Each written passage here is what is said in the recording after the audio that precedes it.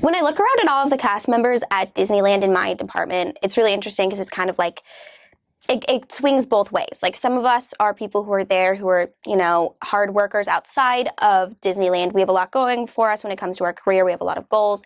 And then Disneyland is a side thing to help us achieve those goals financially. And then some people, it's the complete flip. Like, they live for Disneyland. That's all they want to do. They can't imagine life without it. And it's like weird to them that I'm going to college. So I don't want to judge those people because I'm really good friends with them, but it's a completely different lifestyle than I expected. As far as like people who just do Disney, just working for Disney, not really going to school or having any real other career goal ahead of them, honestly, all power to them. I know that Disneyland is a place where you can grow. I know a lot of people who have moved up into leadership and gone on to corporate levels because of that.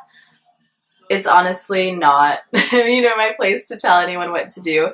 I personally don't think that I'd be able to do it. I don't understand how anybody could ever not want to take another step from their part-time, hourly, minimum wage job.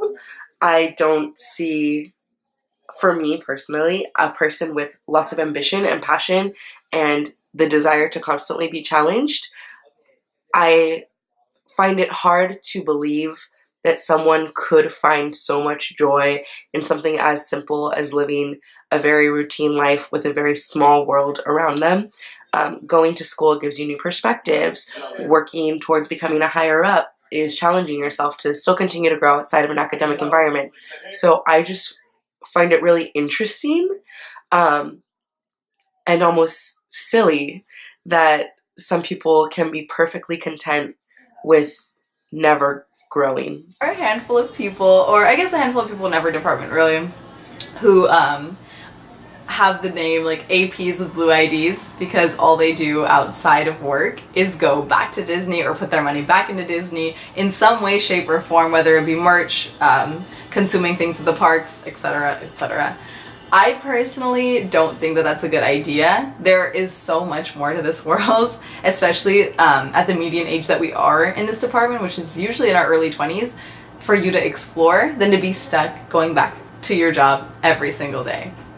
That's just my opinion. I have had so many encounters with people who just want to hang out there, and I really have had to learn how to separate myself from that kind of culture, just because to me it's just not healthy. It might be doable for them, but I can't live my life inside Disneyland forever. I do think part of it is the magic and wonder and how easy it is to get stuck at Disneyland, because it is a happy place where for the most part people get along, and for the most part you can do different things and make yourself feel like you're experiencing new and different things without doing anything different.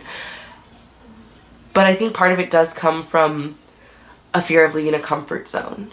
And if we look at the demographic of people, it's not to sound like in a weird way, but it is usually the people who haven't had a lot of exposure to the quote-unquote outside world, and are very content with staying in a fantasy bubble. I have definitely found like a few extremely close friends, like people who I really cherish, but even those people have very different lifestyles than me. I don't really know anyone else except for like the few people that I know from Chapman at Disneyland who really and truly don't want to do Disney for life.